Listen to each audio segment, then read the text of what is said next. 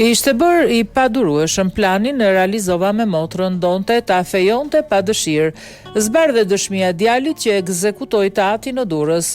Është zbardhur dëshmia e Hysen Metës, djalit 25 vjeçar I cili bashkë me të motrën 19 vjeç vran baban Pollu Meta. Për të fshehur trupin dhe groposur në kasollën e Lopës, u ndihmua nga vllai I vogël Amarildo 21 vjeç. Krimi I rënd ndodhi brenda në banesë, rreth orës 15:10 shkurti 2024, por nga policia nisën hetimet 3 ditë më pas, pasi vetë 25 vjeçari I cili ekzekutoi tatin më 13 shkurt denoncoi në polici zhdukjen e tij.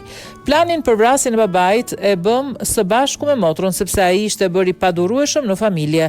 Për gjithçka në familje duhet vendoste ai dhe duhej të bëhej siç thoshte ai. Ishte e pamundur që ta kundërshtoje. E fundit ishte vendimi për të fejuar motrën me një person që nuk e kishim iden se kush ishte, në kundërshtim me dëshirën e saj. Në këto kushte vendosëm ta vrisnim dhe të zhduknim gjurmët.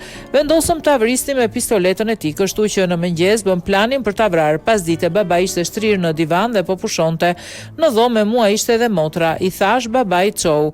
Ai u çua në këmbë dhe pastaj unë e qellova 4 herë me pistolet. Më pas u morëm me zhdukjen e gjurmëve, e xhveshëm dhe e mbështollëm me plasmas. E transportuam tek kasollja dhe aty e varrosëm.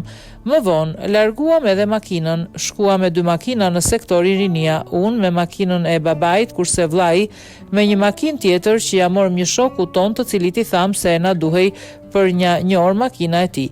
E la makinën e babait atje, u kthye me makinën e shokut që e ngiste vllain. Pastaj, më datë 13 u paraqita në polici dhe denoncova largimin e babait nga shtëpia. Krimi I rënd ndodhi brenda në banesë rreth orës 15:10 shkurtit, por nga policia nisën hetimet 3 ditë më pas.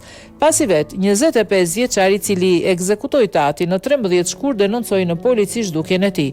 Ndërkohë në 25 shkurt policia arrestoi 3 fëmijët. Hyseni dhe motra 19 vjeçare akuzohen për vrasje për shkak të marrëdhënieve familjare, ndërsa Amarildo Meta akuzohet për ndihmën që ka dhënë për fshehjen e trupit duke e groposur në kasolle.